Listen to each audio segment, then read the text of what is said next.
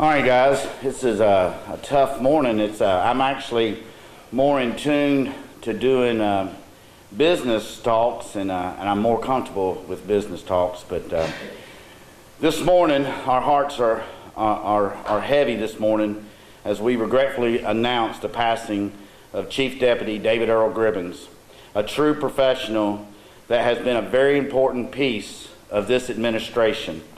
David Earl served our country during military conflict. He has been a productive part of Marion County's agriculture, and he served 32 years in public service in the corrections industry. In the jail, he was a man who treated people, not as criminals. He understood that there was a story behind every arrest, which gained him respect from the top to the bottom. Captain David Earl Gribbins has served the Marion County Detention Center for 12 years.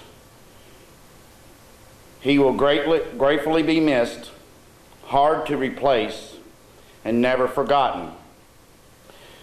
Thoughts and prayers to his wife, Lou Gribbins, their many children and grandchildren. I have worked with David Earl for 29 years, and I'm grateful for his friendship and his service. I ask that we take a moment of silence to recognize our friend David Earl.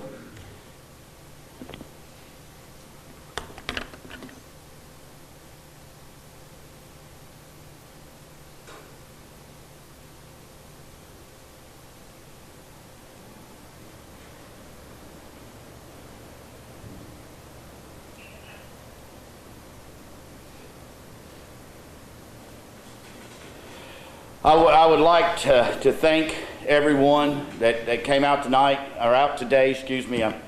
This one has got me a little bit twisted a little bit this morning on these subjects. But this morning, as we did the tribute to David Earl, I want you to know we got an empty seat up here for him. He was very much a part of the success of this administration, and as we prepared in the last few weeks, as we did for every visit or every tour, that we put our best foot forward and worked hardest. And a few weeks ago, David Earl shared with me, he said, Brady, he said, you know, it's not just your show either. He said, it's ours too. He said, we're vested. He said, I'm as proud of what we've done in the last years. And he said, I've got ownership with it. And he did. He did. He had true ownership with it, and is due a lot of respect from our county and inmates as well. I've got one more thing on David Earl right before we go into today's business. If you all will take just a moment, we have a young lady that was a detainee. She is a federal detainee who was pregnant with a child.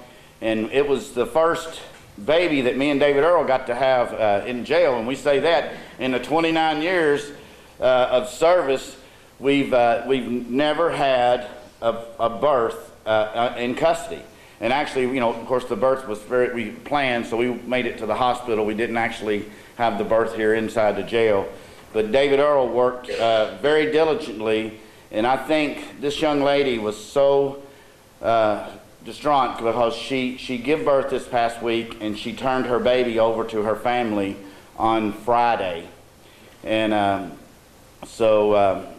Saturday, was it? Saturday, and so she wrote a letter, and right now I would ask for Jennifer Ponce, our counselor, to read that letter for you all as just a show of what kind of respect, when I said he had respect from the top to the bottom, even what the inmates themselves thought of David Earl Gribbins.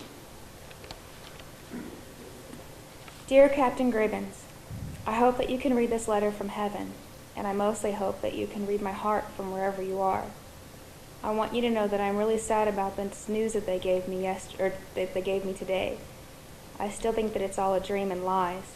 Yesterday, my family took my baby, and today God took you. Life is really sad in jail, and now it's going to get harder for me now that you are not here. I did not only see you as my captain, but I also saw you as my father or grandfather. Thank you for making me part of your family and for helping me out with my baby. I will never forget about you. I will always miss you. Thank you for caring about me and my princess.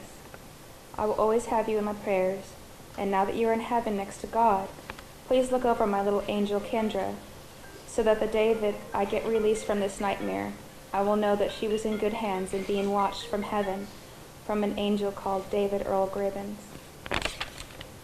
I told Mr. Barry Brady to put a white rose on your casket in memory of my daughter and me, as a symbol of being thankful for with you for the rest of our lives. I am glad that I got to see you yesterday in the hospital in your civilian clothes without your uniform, because I always told my husband and my parents that later in the future I was going to come from California or Idaho and visit you with my baby in a way of showing you love and appreciation. May God be with you and your family in this sad and difficult moment for them. Thank you for everything, Captain Gribbins. And I am writing you this letter with all my heart. I will miss you a lot, and I'm going to miss hearing you say, Control 171. May you rest in peace and next to God. Que Diosito lo tenga y su gloria. Lo voy a extrañar mucho y gracias por todo.